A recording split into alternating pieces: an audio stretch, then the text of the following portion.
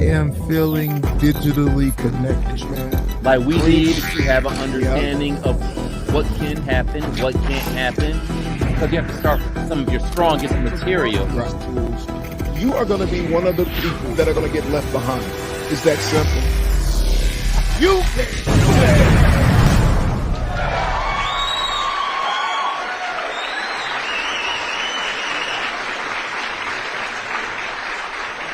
All right. Welcome to the podcast. Welcome to the Tech School Podcast, powered by DSDT. I'm Josh. And I am Mr. Harris. How are you guys today? Doing well, Mr. Harris. How are you? How are you? I'm working on it. Okay. I'm working on it. Again. I don't know. It's packed here at DSDT. It is. It absolutely is. Packed. It's so packed that I found myself this morning out sweeping and picking up around the parking lot. I'm just saying. Picking up the trash? Yeah, I haven't done that in a while. Wow. I haven't done that in a while. I'm talking like it has to be at least 6-7 years ago. Yeah. And so when I came in, I saw that there's some things scattered about the parking lot. Mm-hmm. And so I just grabbed a dustpan and broom and went out and started picking up. Mm-hmm.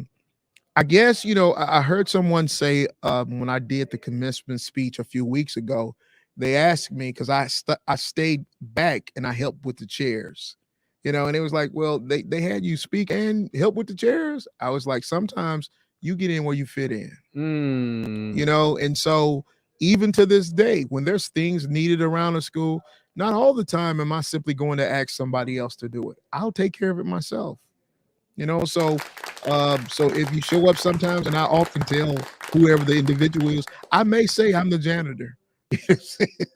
I'm the janitor. That's all I am. I'm just the janitor, because sometimes, that's what the task requires. A lot of times we say that we want these businesses. I want to own a school and I want to do these great things. But remember, to whom much is given, much is required. Yes. So you have to kind of be willing to take yourself down a few pegs from being an owner, from being the CEO, to simply being the janitor sometimes. I don't know. Maybe I'm talking to somebody out there. Maybe I'm talking to somebody. You're reminding me of an image of former President Barack Obama giving a fist pump to a janitor. Okay. All right. Well, I'm walking along. Yep. I can't recall if it was before he became president or after he got elected. Wait a minute. Hold on. I don't even like the way this story is going on. You trying to say it was me? If you were only so lucky to meet the one and only Barack Obama, former President Barack Obama. Are you saying? Oh my goodness. Are you saying that it was me, Josh? I'm just he gave me a fist bump. Well, listen, so if I was only so lucky, the story around DSDT is the day before President Obama and now President Biden left office, they were here. Well, they weren't. President Biden was here at DSDT. Oh, really? If you recall, that was in 2017, January 15th, 17th, or something like that. So the day that they were leaving, yes, there was actually a stop here in Detroit.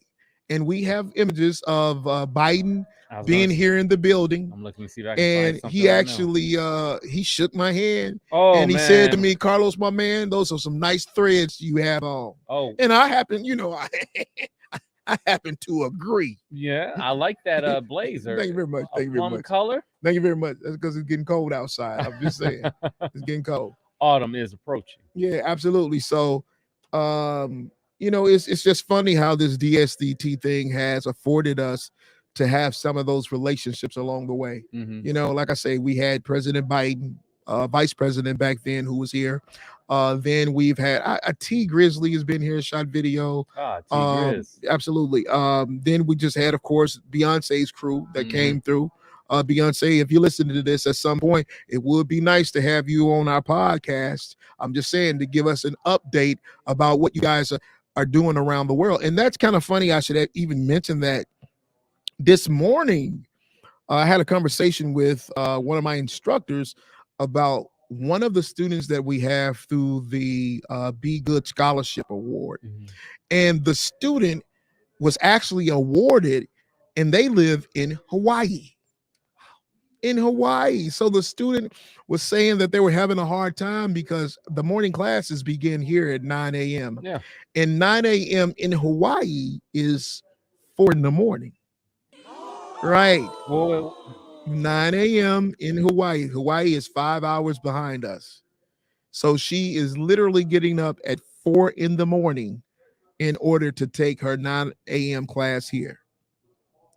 So, and the whole conversation was about, can we just simply switch her to evening classes? yes. And that way, evening classes for her, it's 4:30 here in Michigan, which would be roughly about 11:30, I think, her time. Manageable. Absolutely. Mhm. Absolutely. So we definitely wanted to make it so that she wouldn't have that type of issue in taking the course. So it just goes to show you, again, DSDT is around the world. Mhm. It's not like just a Detroit thing. And we're still out trying to figure out that D part of the SDT. Yes, because if you're going to keep it DSDT, which you should, Right. you have to think about what the acronym means, because Yep. you're expanding beyond A lot, Detroit, way beyond. Michigan, Way beyond. And so Texas. maybe- Everything is bigger. Absolutely. So we kind of probably should have a whole conversation. We should have a contest probably. Have someone to actually give us a name for that new D, Mhm. as opposed to simply Detroit. To be continued. Yeah. Let us hop on into the conversation for the week. All right, what's up? All right. So I don't know if you guys have paid attention, but few things that have come to my attention was, one, did you hear about the band director who was tased the other night at the high school football game? No, Alabama band director tased and arrested after a high school football game for refusing to stop performance. Police say stop what performance? It shocked the natural hell out of me. Okay, let's see what we have here. I'm just saying. An incident unfolded in Birmingham, Alabama, where a band director, Johnny Mims, was tased and arrested after he did not heed police requests to halt his band's performance post a high school football game. Okay, so wait a minute. Wait a minute. I don't know all of the facts. I'm just Correct. going off that little snippet I just Correct. read. All right. So before you give us your commentary, Okay. right? Why still don't reading. we watch a little bit of the video Beautiful. and let beautiful. Okay, I didn't know you had the everyone video. everyone make a decision? Do we have audio?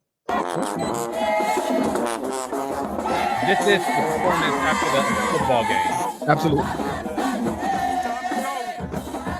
So this is from the body cam of the officer that came to engage with the band director. Now, this is not the band director here, as I understand, but he is asking them to stop performing at this point.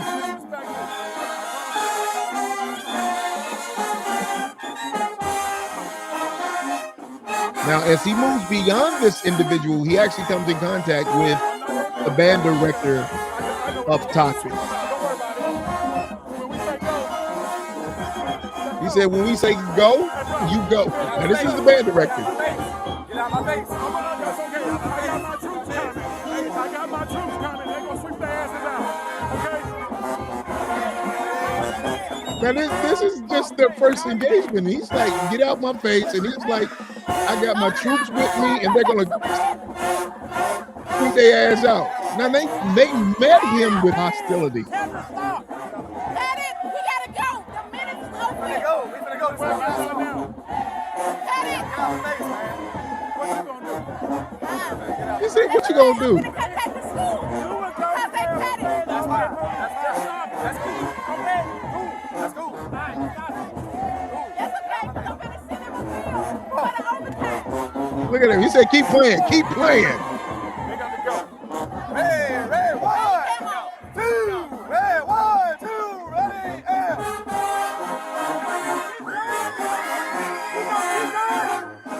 He said, are you going to keep going?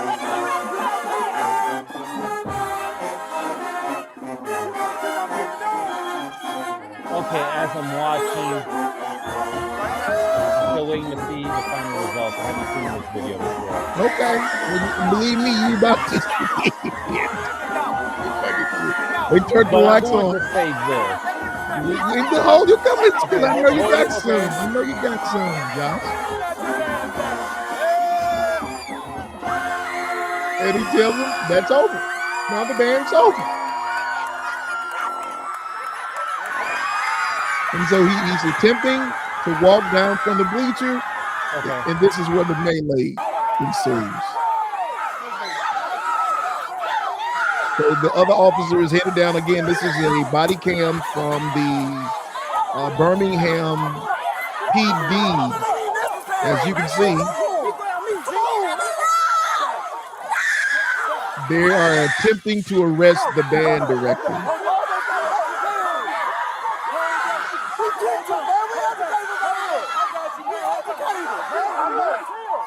That's the band director there to the right. He's telling me, get off me, bro, get off me. Now again, the band director's never been in trouble before. I know, get him in jail. Put him in jail. Put him in jail. I'm finna tell you, get off of me, bro.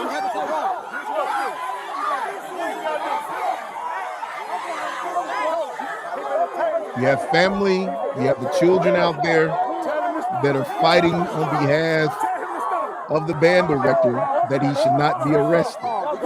No, he shouldn't. He shouldn't be arrested.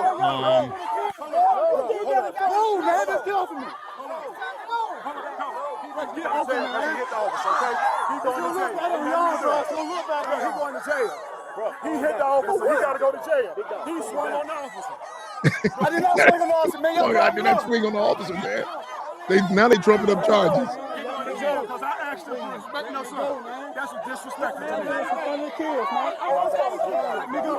He's going to jail because he disrespected. Put your hands behind your back. Either put your hands behind your back. Now he gets shot with a taser.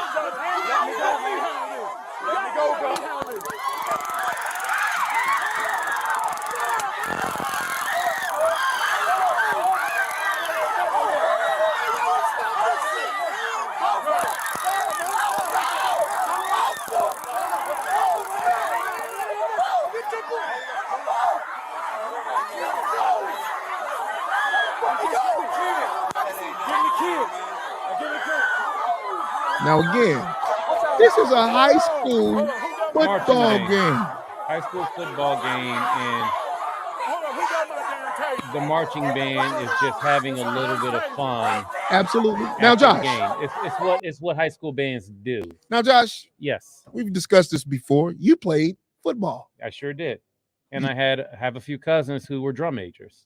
Let me be the first to tell you that Karlos was in the marching band. Okay. All right. I played marching band from the 7th to the 12th grade. Drummer? I was a drummer. Oh, sorry. I was the lead percussionist. Okay. I played tritums. I played snare. Never played the bass drum because the bass was beneath me. I played xylophone. I played the marimba. I played in the symphonic band. I played the orchestra. I did it. For me to see this band director accosted in the fashion that he was, everybody at that game that night that was an officer should lose their job. Absolutely. They should lose their job because that was uncalled for. Okay. Before it got to that point, I would have just wrapped it up. I would have just wrapped it up. You would have just wrapped it up? Yeah. Where before I'm talking about the point before it escalated, where he's there and they're on him about wrap this up, get out of here. Okay, kids, let's just wrap it up. Let's just go. He's being a jerk, but let's just go. And I get that. But here's the question. Here's the question. I got to be the devil's advocate. Okay, I'm sorry. Let me finish this and then hit me with your question. All right. So before it escalates, I think as the band director, if I'm in that situation, I just wrap it up and get the kids home before it escalates. Once it was over, you as police officers, you decided to let it continue. So once he wrapped up and was getting ready to go, how about you just write him a ticket? How about you write him a fine? What would you write a ticket for? What would be the ticket? Noise ordinance? I don't know. I don't know. I'm not practicing the law right now. Right. As you should not. No, that's not what I do for a living. So that's what I know about. Yes. But possibly some kind of fine for not following the instructions of police. But to attack that man who was clearly no physical danger to any of the officers nor anyone else, Mm-hmm. to tase him while he was already being restrained Mm-hmm. is 100% Mm-hmm. uncalled for. Absolutely. Absolutely. And somebody should be reprimanded. Absolutely. I agree 1025%. So, I mean, in front of parents, in front of kids. and he absolutely, so here's the thing. When they showed up, they already met him with aggression, right? Yes. It was wrap this up and tell those kids Oh, there to was get definitely. down. Oh, you could hear then the tone was already there before I have my troops come up and pull their asses down. That was the first tone thing he said. I mean, you know. And So, again, that's where I say we all. Here's something I like to say, and you're familiar with this phrase: read the room. mm-hmm. Mm-hmm. That band director did not deserve to be treated in that physical manner. Absolutely not. Clearly not. But so here's some things that were pointed out to me, or that I saw. Yeah. Right, the sergeant who was there, the lady, she was saying, "I'm going to call the superintendent." Right, so she already knew that they were outside of their jurisdiction. They were on school property. Nobody actually showed up to arrest a band director who was causing problems. You took it upon yourself to make an issue that where there wasn't one. And not only that, but is there a duty just because the officers show up and say, stop playing? Do you have a duty to do just that? You don't. You absolutely don't. I can tell you unequivocally, you do not. And he wasn't doing anything wrong. So I later went and saw the interview with he and his attorney, because he has got an attorney since then, of course. Right? And he simply said that the practice between he and any home or visiting stadium that he goes to is that they always play at least 3 songs after every game. It's what marching bands do. It's tradition. And then I'm just going to go there a little bit. In the African American community, halftime is game time. Come on now. I know. It's just part of the culture. I can remember where we played. And we're talking about down south. Yes, and I was down south in Arkansas. Yes. And we used to play from the field to the bus of the opposing team. I'm talking about boom, boom, boom, boom, all the way to their bus. Mm-hmm. You know, game was over 45 minutes ago, and we still was playing, you know? So why in this instant did they feel that they had to assault this man in this fashion? I can't wait to see. That feels like assault. What it becomes of this. It feels like assault by everything we just witnessed. That feels like assault. This should not have occurred. No, and you know, it's not like we have these conversations every week, but again, this is more for community. This is for our community to stay abreast of what's going on. Now, I'm sure you work the news every day. You up at 4 o'clock in the morning, you have to be at the station. Brother, we're dealing with a similar, I'm not going to say similar. There is a news story out there right now with a video of an altercation between police and some residents in the city at a home. And the video is intense, where there's physical altercation. Okay. I don't believe anyone was tased, but the same kind of tone. Okay. A similar kind of tone. Yep, I saw it. Yeah, a similar kind of tone. I saw it. I saw it. And it's heartbreaking. Because you know, you want to see that community and police bond grow. Yep. And it's moments like this where it's just like, oh, hey, here we go again. Here we go again. We go again. One step forward and now 2 steps back. Yep. So I definitively, my heart goes out to this band director. My band director, Mr. Alsop. If you're still out there, what's up, Mr. Alsop? I can't begin to think what would have happened had this occurred in the days that I was in band. You know, so also in the days without body cam. Absolutely. Yeah. Definitely would have been different. Because I tell you, boy, we used to be up against Mariana and Ford City. Yeah. I'm just saying, down in Arkansas. Because bands, man, come on now. Band was just as, you know, many attendants go there for not just the football game, but for the band itself. And I'm not trying to make it a humorous matter, because it's not, but I'm just wondering, have you seen Drumline? Yeah. Come on. Yeah. I'm not trying to be funny. I'm just saying. Absolutely. Absolutely. Absolutely. My Listen, goodness. before we go on for another second, I Mm. actually want to bring Amber in Ah, kind of to have part of the next conversation if we can. Can we let's get do it. Amber on, please?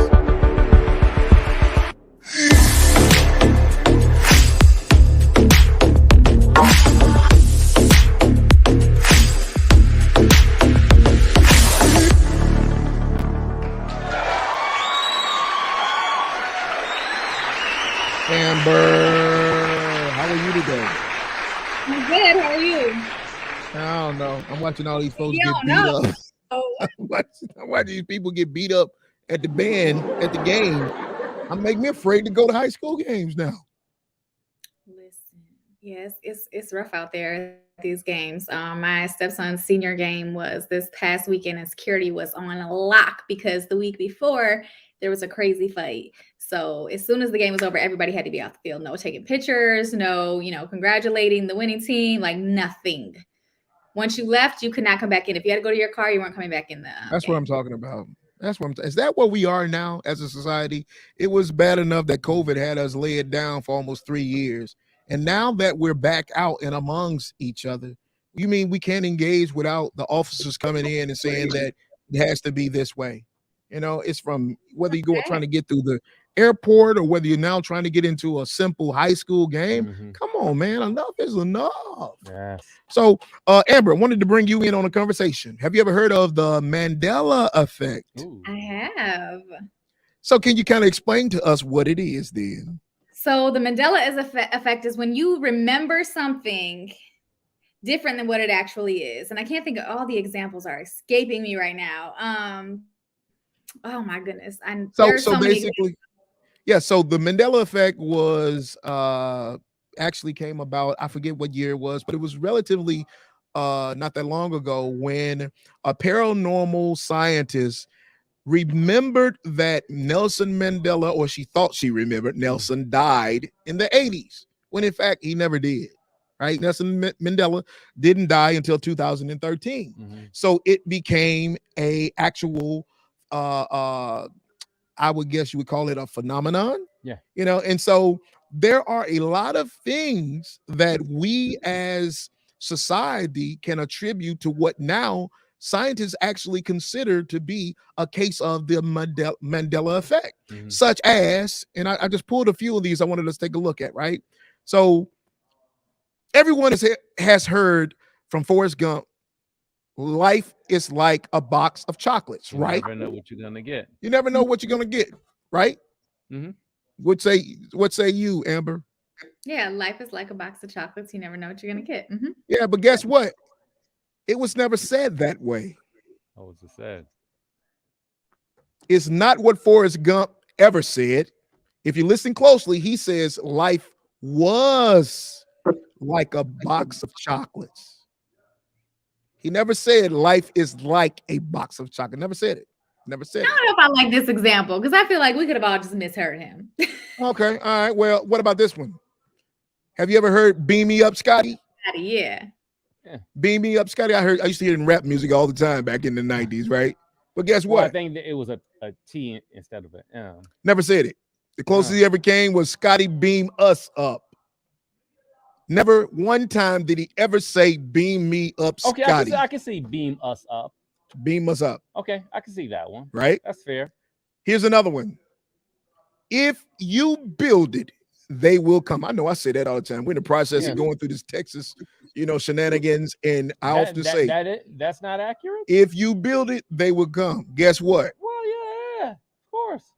Never said it. Never said it. If you build it, he will come. It's what it actually said in the movie.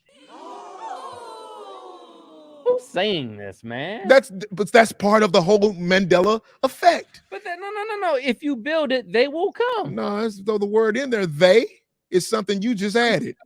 It's actually he will come, not they will come. If you build it, he will come. And the Mandela effect is showing its true form because Josh says that it happened. He says that it has to be they will come. It's not true. It's not true. So got me thinking. You guys have all heard this, haven't you? Spoil the rod, spare the child. Where did that come from, Amber? Now you are a local That's the theologian. Bible. Spare the rod, spoil the child is how it's supposed to go. And that's How's from the it? Bible, ain't it? How's it say? Spare the rod, spoil the child. Spare the rod, spoil the child. She says, what say you, Josh? Because I know you go to church sometimes. Mm-hmm. What does it say, Josh? Because I know you heard all this coming up as a youngin. Yeah, spoil the rod, spare the child. Spoil the rod, spare the child. Both you guys are saying the same thing, right? Guess what? No, I'm saying spare the rod, spoil the child. It doesn't, the Bible doesn't say that. Spare the rod, spoil the child. The phrase spare the rod, spoil the child, or spoil the rod, or whatever, comes from a 17th century poem by Samuel Butler titled Hudibras, a satire about the English Civil War, and ironically, a mockery of the religious extremists and hypocrites. Now, what it says in the Bible is, those who spare the rod hate their children, but those who love them are diligent to discipline them. Nowhere in the Bible does it say spare the rod, spoil the child. So again, this is what the phenomenon known as the Mandela Effect proposes. It means that for some reason we remember these things and they take on a truth in our lives, and that's not necessarily the case. I want you to pull up Tom Hanks and Kevin Costner right now. And you know, it's like I want to hear it. I want to hear it. He wants to pull it up right now. Oh man! All right. Well, maybe we'll do so after we get Amber to give us this week in tech news. Can we do it that way? All right, Amber. Why don't you tell us what's happening in tech news? All right. So, have you guys ever heard of Meta's Horizon World? Never. No? Come on now. Of course I have. Josh, maybe not, but I've been. Because Meta has a virtual headset where you can enter this VR world. You use Horizon World, and you can go into different activities and things. Like, you essentially embody your AI's character or your avatar's character and go to a bonfire or go do different things. And you interact with other people who are also using their avatar, all from the comfort of your own home, right? Okay. But in order to participate in this activity, you had to have the Meta headset. Now, you can access Horizon Worlds from your phone or from the website. So you don't have to have the VR headset, which I think is cool, because I know the headsets were a big hit. Like at Christmas last year, everybody wanted the headsets. Everybody wanted to be part of these VR worlds. Everybody, posting pictures with this thing over their head, and they're like participating in all these activities. We looked into it and decided not to get any for our kids, because apparently, you can enter clubs and adult clubs and things, and it's not always. Oh, I knew he had them handy. I knew he had them. Oh my God, that's good. That's it. I'm just saying. Wait, where's the microphone at? Hello, is anybody out there? I can't see anything. Yeah. So, are you active in Horizon World? So I'm not as much as I used to be, because I really don't have time anymore. It's almost like playing video games. Dude, I remember when you first bought those. Yep. You were on them constantly. A few years ago. Yes. And so I've been in Horizon quite a few times. I remember I actually bought Jamie one a couple Christmases ago, right after it came out. And she was in Horizons and absolutely freaked out, because it has what is called spatial audio, which means, and I kind of got a sense of this the other day at the airport.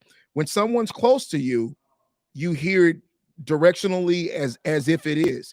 And if they moved away, depending on what direction it is, you hear that within this virtual space. So as I was at the airport the other day, I'm listening to someone as they come along. I can hear the conversation. It gets loud. And as the further the way they get, the conversation begins to faint. So that's exactly how it is in these Horizon spaces. So as Jamie was in, someone walked up into her and said, "Hi, Jamie." And in certain cases, your name is actually displayed above your head, above your avatar, and it totally freaked her out, because she wasn't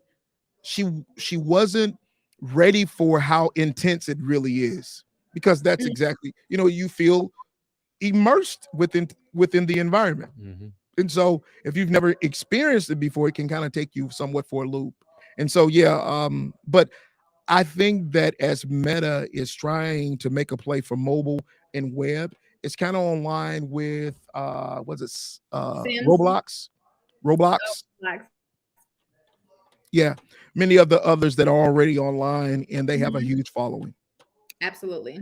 So How do you, uh having used Horizon World before, how do you think it will perform? There's not a lot of data as far as like, from my understanding, there's not a lot of users actively on Horizon World. So how do you think that it will play out on a mobile and a web? Do you think that, I mean, without that same VR experience, do you think it'll be, I'm just curious as someone who's been in Horizon Worlds from the VR aspect, like how you I think it'll, think I think that it's another way for them to be able to get more users into the platform.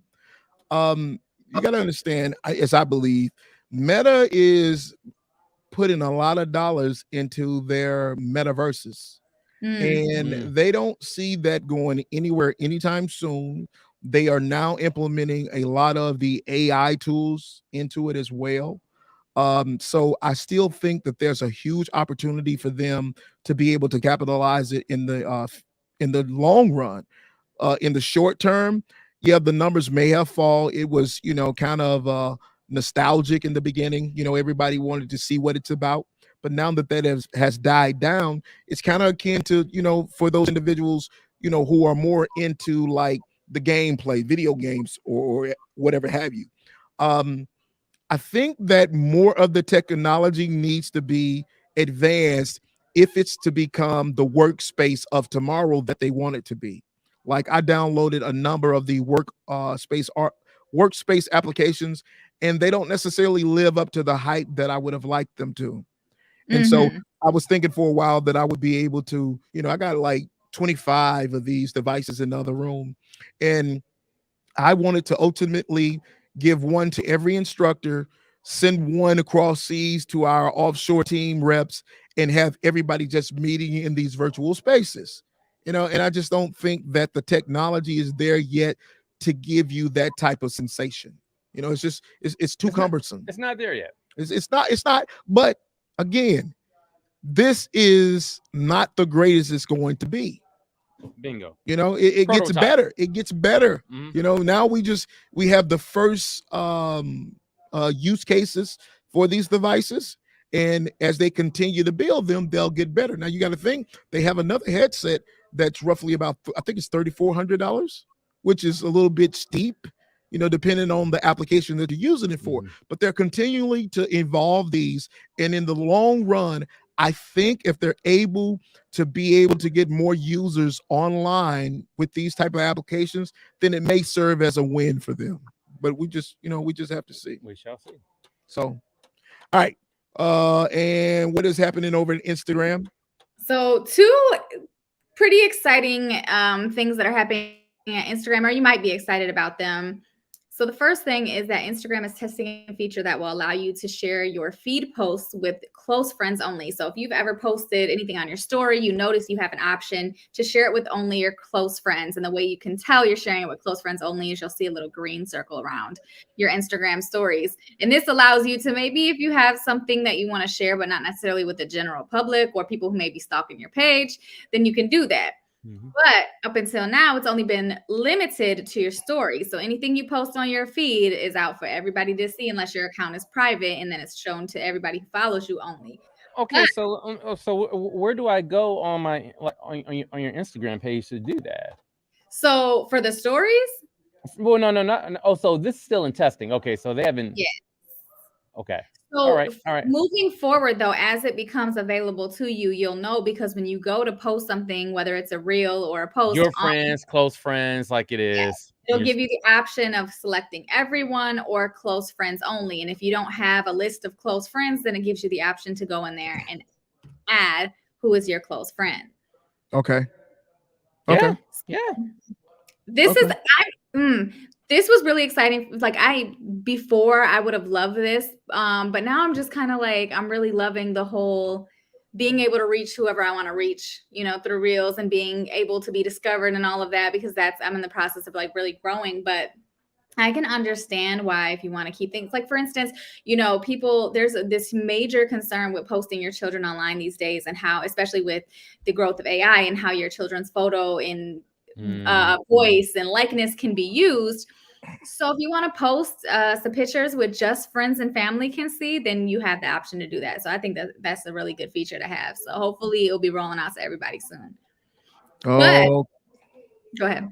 But no, not necessarily, but I was just saying the next thing that I want to talk to you guys about is very much along those lines. So in the EU, because of their law changes, they are now letting social media users quiet the algorithm. So you can opt out of the algorithm, which I think is awesome. Again, if you just want to see what you want to see, remember back in the days when Facebook first started and you saw what your friends posted when they posted it in chronological order. And for the longest time, Instagram and Facebook was asking everybody, what features would you like to see from us? What updates would you like to see? And the whole world was yelling, chronological feed. And they didn't listen.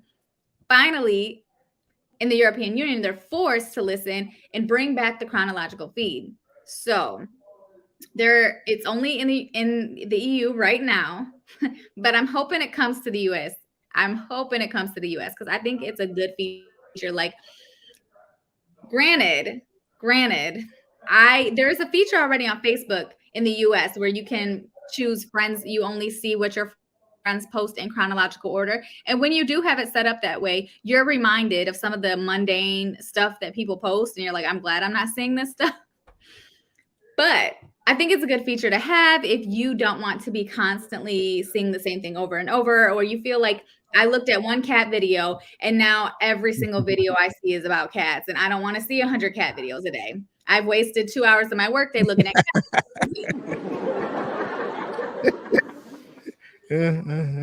So it could be helpful if you need a little help, with your time management. I'm loving the way his eyes are just squinting. Yeah. I don't know about that. I don't know if it's ever necessary to return back to the days prior to algorithms. I kind of like the algorithm choosing for me certain pieces of content to see, as opposed to having to go search for them myself. So I do too sometimes. Like, I like discovering things. That was one of the things that I really loved about TikTok, is I felt like I discovered things that I probably never would have saw had it not been for the algorithm learning me and showing me what I thought I would like. Right. And when TikTok messes with the algorithm, I can tell, and I'm like, why are you playing with me? Like, I like what you've been, you know what I mean? But it also pushes me out of my comfort zone and shows me things that I normally wouldn't see. So I do like that. However, I've never thought that Meta's algorithm was as good as TikTok. So I don't think it does as good of a job of identifying things that you might be interested in. And when it finds something, like I said, you like one cat video and now you're seeing 1 million cat videos. Yeah. Like, Instagram doesn't know when to chill and show me something else. Yeah. That is a good point. Yep. That's a darn good point. Just because you clicked on one ad or one something, You get bombarded with like the same. Like, huh? Like, well, yeah. Don't try to force me to buy something. That old tactic. Yeah. And even more so, though, with this change, you're not going to see the suggested for you posts. It's not just like, because you'll notice, like, on Instagram, you'll be on your regular feed, you're seeing things, say suggested for you. Like, why is this on my feed? You got me thinking I follow this person or something. Like, no. Yeah. Well, Amber, we sure do appreciate you as always. I was telling Josh earlier, I know that you have been doing the rounds on your podcast in these last few weeks. All right. Yes, I have been a guest and a guest and a guest, and I'm loving it. Yeah, it's been really fun getting to talk about all these different things on these different podcasts. Yeah, I want to grow up and be just like you. Making moves. Hey. I want to be just like you guys. You guys are definitely influencers within your space. I appreciate you again taking out time to come and bless us. And if someone and anybody has never heard you on DSDT's Tech School podcast, where can they find you? You can follow me on any platform at Get Real with AB. Get Real with AB. And we will see you next week. Thank you, Amber. Bye.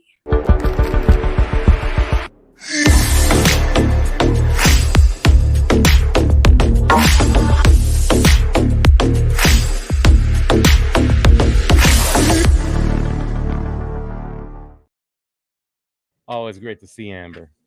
Yes, it is. Yes, it is. Now, I want to have come on a special guest. Mm-hmm.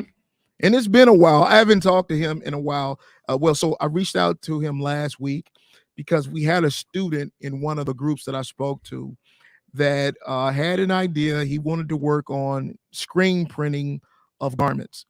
And there's only one person that I know in the city of Detroit that I call the godfather of screen printing. Mm.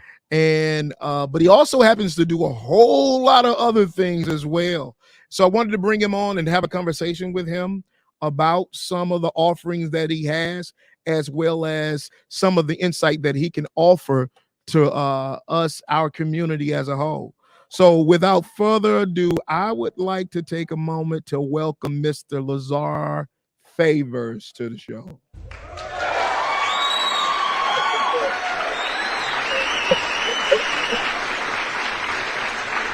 Mr. Favors, how are you today, sir? I'm all right. I'm getting ready to park in about 4 minutes. And I thought I could keep y'all talking and make it to the next destination, but I'm cool. How y'all doing? How you doing, John? Good to see you. I say, I heard you Yeah. talking. I said, I'm almost there. Listen, we don't work like that. We don't work like that at all. I You know see. what I'm saying? We always are going to probably show up when you don't want us to, right? Nah, But it's cool. if It's cool. would it be too much to ask to have the conversation start now? Or do you want us to kind of give you a little time? Because I don't want to be responsible. No. You good. This I'll say this. Let me start this though. Me and Carlos met. I'm not even sure how or when we met, but the day we met, I believe we had a 2-hour conversation just out of nowhere. Um, uh, he's so intelligent. Like, I mean, I'm like, who is this guy? And why don't I know him already? And we started building a relationship, and like you said, we haven't spoken in a while. But when he reached out, I just like, what? That's easy. Yes. Now I'm gonna be honest with you. I did forget because I thought it was tomorrow, but here we are. Hey, it's all good. It happens, brother. It happens. Absolutely. Absolutely. So first, why don't you kind of explain to everyone who you are? Because I see that you got Every Day I'm Okay on, right? And I mean, as long as I've known him, that's been his brand. That's Wow. what he sports. Yeah. So can you explain to everyone who you are and why it's important that we have a conversation with you? Well, my name is Lazar, Lazar Favors. I started, you brought up Every Day I'm Okay. So I started this company in 2015. It's really a reminder it's a positive brand apparel that reminds you how great you are. So it's Every Day I'm Okay. And you're exactly what you tell yourself every day. So with that mantra, I just started creating and living that way. I started eating better. I started, just searching for my higher self. So I'm what some people like to call a serial entrepreneur. And what that is I think all of us know what that is. I do create numerous streams of income with numerous ideas. Some ideas I connect and elevate those ideas and connect those ideas together. But I run Every Day I'm Okay, starting in 2015. We do hats, jogging suits, sweatshirts, t-shirts, and other apparel. My wife and I, we run several film festivals.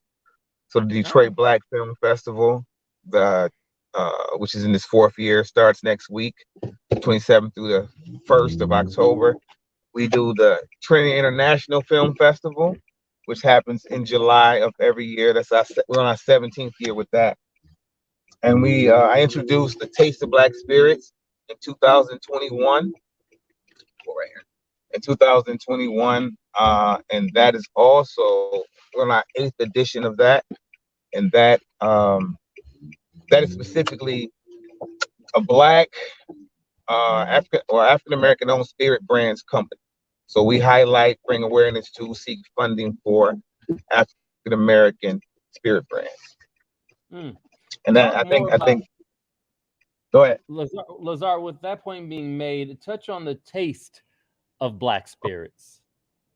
So the Taste of Black Spirits, it happens. Like I said, it's our 8th edition. This year, we did one in February, we launched Brooklyn.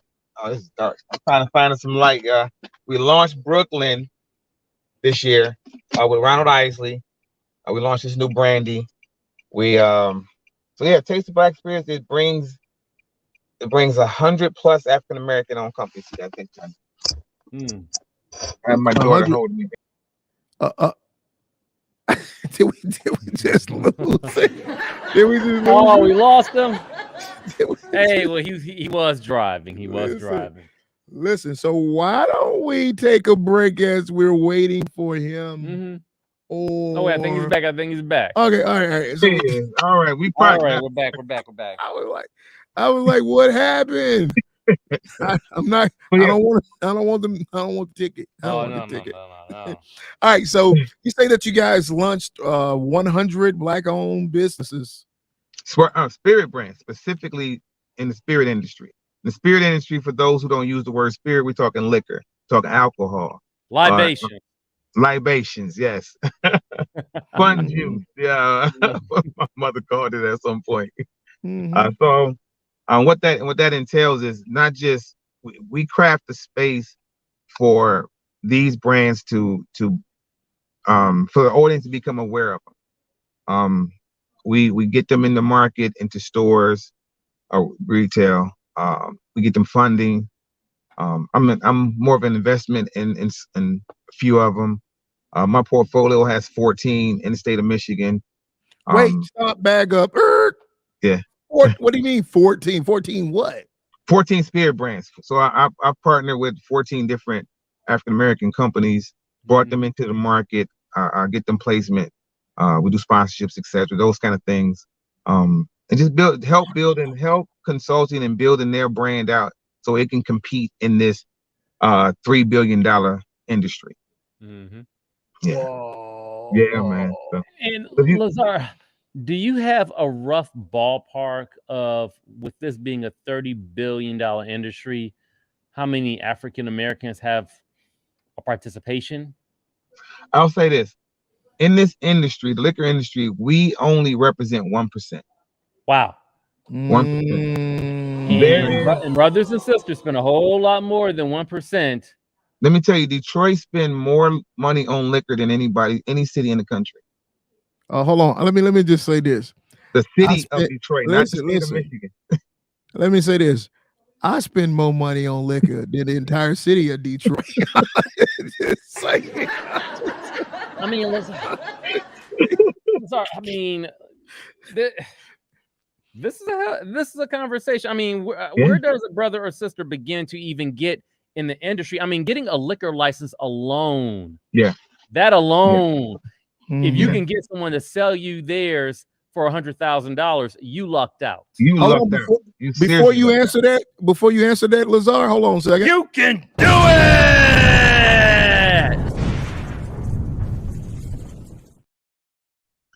I'm just saying. My alter ego, Lazar. My alter ego. I see you in the movie too, Josh. We'll talk about it another time. Right on, brother. Right on.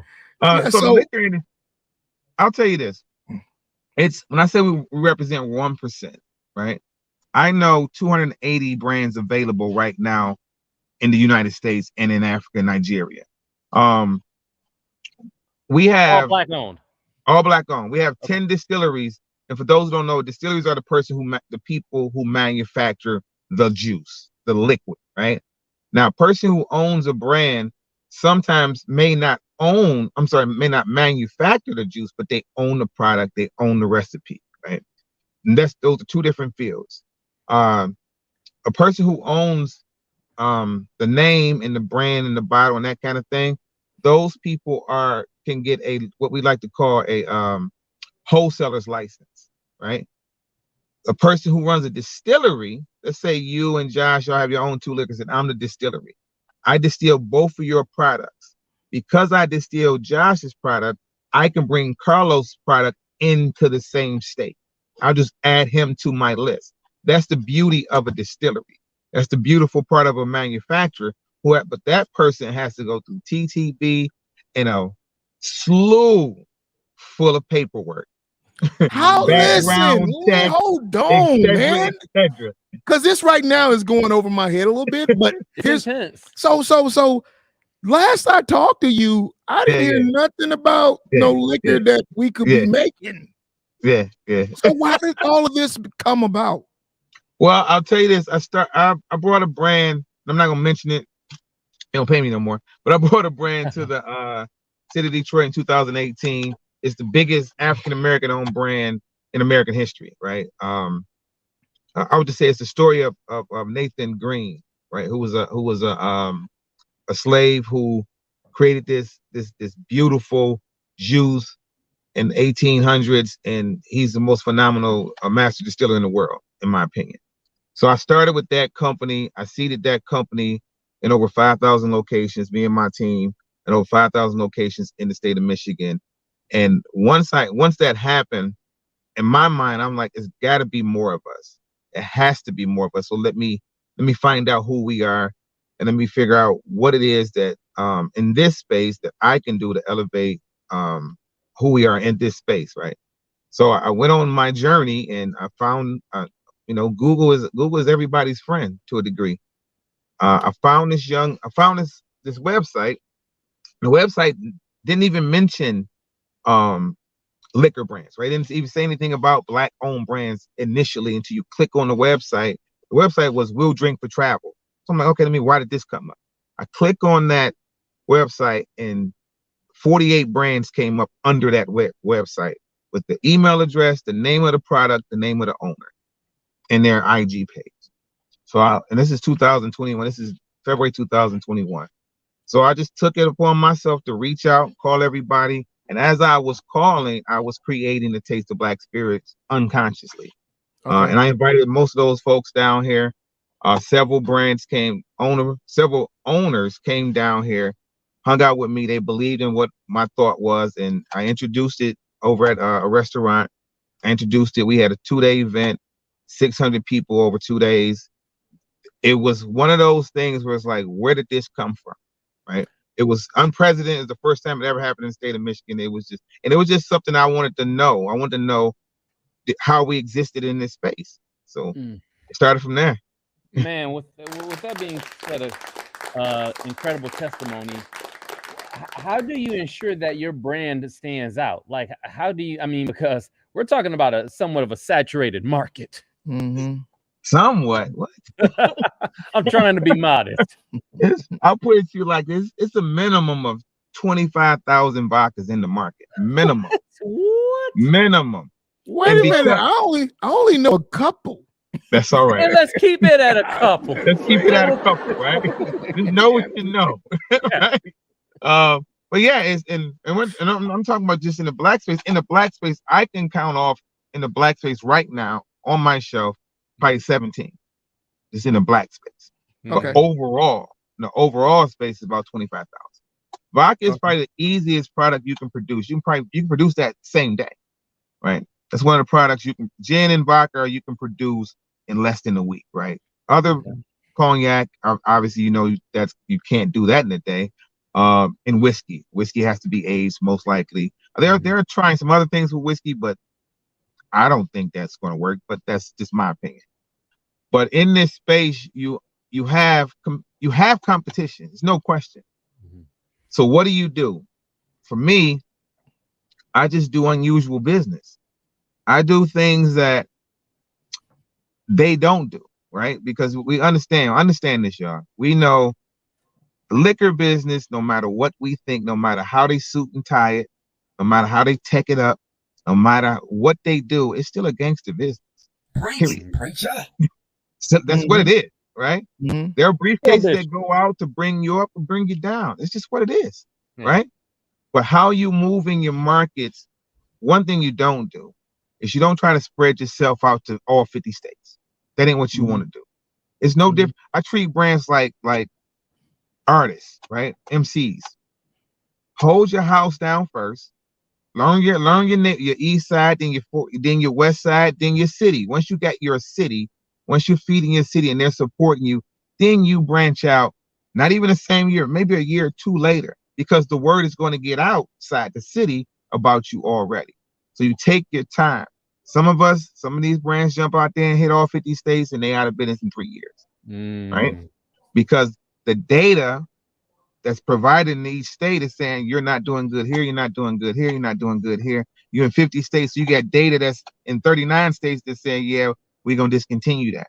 But you're bubbling in the other states, but the 39 is against you. Now imagine this: you're in Atlanta, New York, Chicago, and Detroit, and Michigan. 4 I'm states. gonna make millions. You gonna do what you need to do, because you know what? You can travel to all of those states yourself. You ain't gotta get on the plane, right? You can hit the ground running with those things. But you have to be out in the field. If you're a new brand, you have to demo. I mean, tasting after tasting after tasting. You got to get into these big events. You have to be personable. You have to be your own lead ambassador first in order for somebody to even believe in your product. So wow. So okay, not to pivot, but tell us more about the Detroit Black Film Festival. I see you have something coming up on the 27th. What is this all about? Yeah, so the Detroit Black Film Festival, this is a true story too, Carlos. My wife came home from Texas and was like, we've already done Trinity. Trinity has been up and running for 17 years, going into its 18th year. Trinity is an international film festival, which includes films from all over the world, from everybody, right? Mm-hmm. The Detroit Black Film Festival is specific to the key word in film, in this whole language, is the black, right? Mm-hmm. So we highlight emerging African-American filmmakers, specifically up and coming, etc., and even students. So she came up with this idea and like, I want to do this, and it was in the middle of this is the month before the pandemic hit, so February 2020. Mm-hmm. That same night, I created it, get it together. I'm like, Film Freeway is our platform, so we send it out. We got a lot of great films came in the first year. We did it online the first year. So what this is I believe it's one of the greatest festivals in the city, because if you're paying attention to where the city came from 4 years ago, as far as film, right? Detroit is producing a phenomenal amount of content mm-hmm. on a regular basis. Mm-hmm. And we just wanted to make sure they had a platform for them to see it outside of it, right? Yeah, they have Tubi in these other locations, but Tubi don't give you an award. Tubi can't send you to another film festival or recommend you for another film festival that may also support your film or even fund your film, right? Tubi's not going to do that. Tubi's going to do what Tubi's doing. And I love what they're doing with Detroit on Tubi. Nothing against it. Right. But the film festival is more so for you to get into those rooms and really understand and learn the craft even more, right? To even think about like, okay, a film festival is a structure. So it helps you structure what it is you're trying to do as well. So are you a director or a content creator or anything yourself? I'm a producer. I was a producer on a film that came out that was this year. Oh my goodness. So we had a film in Sundance. Okay. I forgot. We had a film in Sundance with a director, Qasim Basir, me and my wife. So my wife's a writer, director. I'm a producer, EP, executive producer. That's my field. That's my expertise. I write, but I don't focus on that. I focus on. Okay, so here it is. You in the liquor market. You don't really make liquor. You're in the film market, and you really don't shoot the films. Man, what is it like at your home in the middle of the night when you get these ideas? Let me tell you something. Our whole house is it's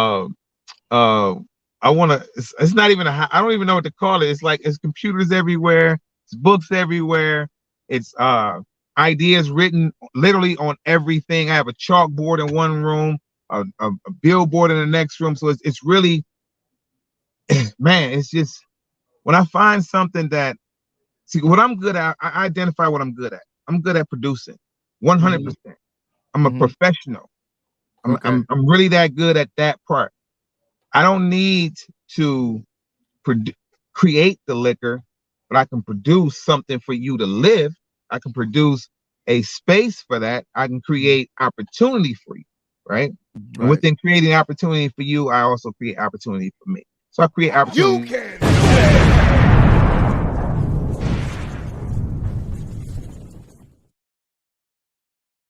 You'll get used to it.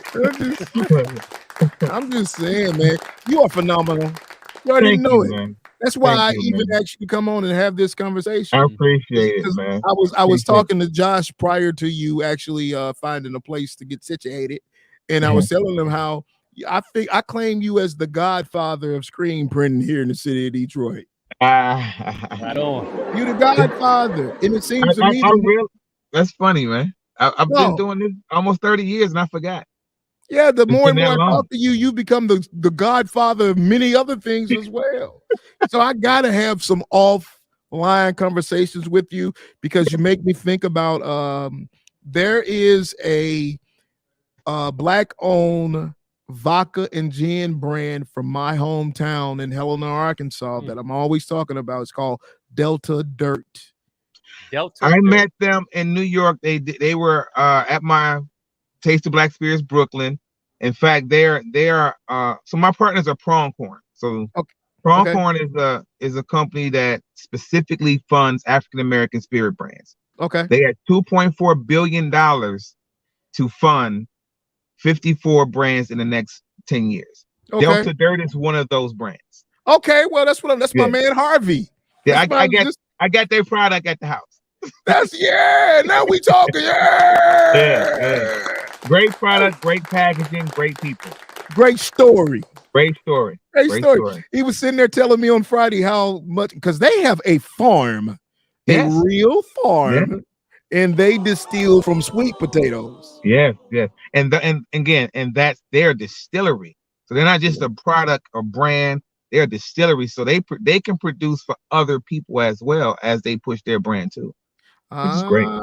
How much does it cost to get a brand started? I'm just wondering in case Josh wanted to do it. Hey. Okay, Josh, I'll say this. I'll say this. It could cost you everything, or it could cost you nothing. Hold on, what you talking about, Willis? It can cost you everything, or it can cost you nothing. It costs me everything. What I mean by that is, it's whatever you put into it.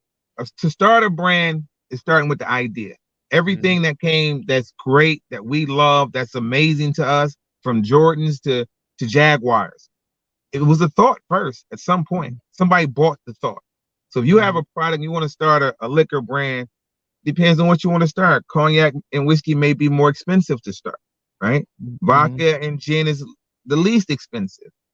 Tequila requires you to learn a whole lot of things about agave and in the agave fields, and understanding that it's only one place tequila you can create tequila, and that's Mexico. We can't go in the backyard on the east side and say, hey, I want to make a tequila and grow some agave. It don't happen. Not like that. Okay. So I like Mexico. Yeah. Tequila is the number one spirit in the United States right now. Well, tequila, so do we need to take a trip? I'm just asking a question for friends. I'll say this. There's a young lady who has a tequila. She literally moved to Mexico to create her product. She lived there 5 to 6 years, got the right product, took herself to school there. So some people will do that, or some people will say, hey, you know what? They'll go to Mexico and pick out a recipe that's already created and pour it and put it in a bottle and say, I want that. Right? Oh, wow. So yeah, it's just different. Right? It's different things. We got Ron Isley, who has a brandy now. Right? It's an 80 proof brandy. It was in oak barrels. Had been sitting 8 years from Vanessa Braxton's distillery. It had been sitting already. He loved it. She sourced it to him. So, but that's just a barrel. How many barrels does it take in order to create a nationwide brand? That's a lot, isn't it? Thousands. Yeah, that's what I thought. In a barrel, you get 25 cases of liquor, 25 6-packs, right? So that's 100 and some odd cases, 120, 130, something like that. And I'm curious, how do you determine the price of your vodka, your tequila? Very interesting. So it's a great question. Some people set their own price, which is, I don't know why they do that, but based on the market, based on your proof. Is it based on what rapper? Sometimes. I mean, hey, it went from Ciroc to 1942. Yeah, just like that. Just like that. I'm not talking about Ciroc, but it went from Ciroc to 1942, just like that. I'm an apple Ciroc drinker. I mean, you look at the market. So Ciroc, and I'm not talking about Ciroc, but Ciroc has turned because the person who was the face has also pulled back, right? Until further notice, we'll call it that. But Puffy is a brilliant person. You can't fire Puffy. Okay. It's not being fired. He just pulled back. He's paying attention. He's being more intentional about what he's trying to do. But yeah, that new album he has, by the way, is fire. Yeah. So yeah, I heard it the other day. Yeah. So you can either start with $100,000 or $1 million. It just depends on what you want to do. But I always say start at home, lock your house down first, or find a house. Even if you move somewhere, find out what market is supporting you heavy, because every market is not going to support you.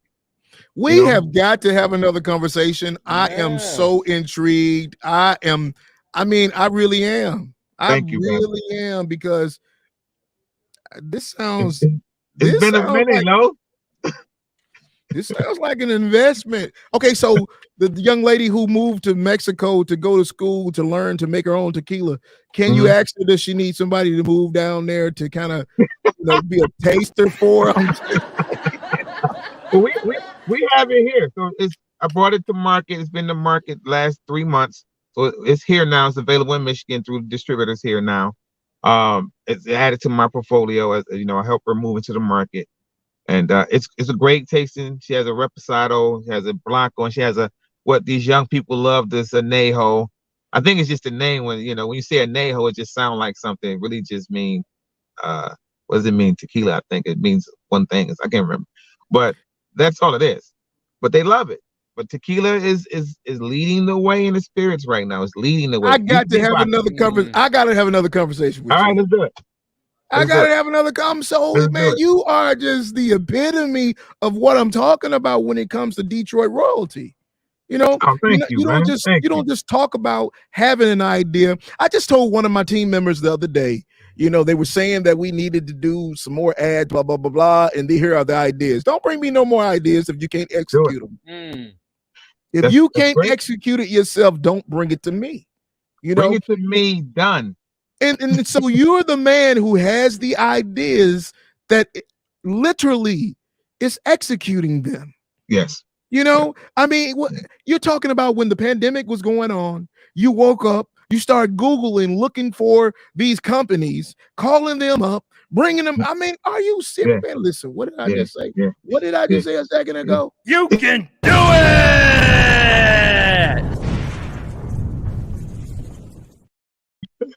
What I just say? I appreciate it, man. I appreciate it.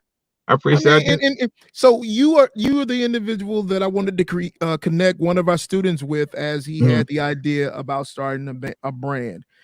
You by far are one of the change makers in our community that everyone has to know, and they have to be connected to what you're doing, because it's inspiring. A lot of us don't know anyone that we can imitate because we never see it. I was one of those individuals. And now I'm connected with the likes of you, and I got Josh over here on the news every morning. Yeah, and I know when people listen, when people see him now, they be like, Josh, where's Karlos? I'm just I'm just saying, he can't go nowhere now without them asking him about me.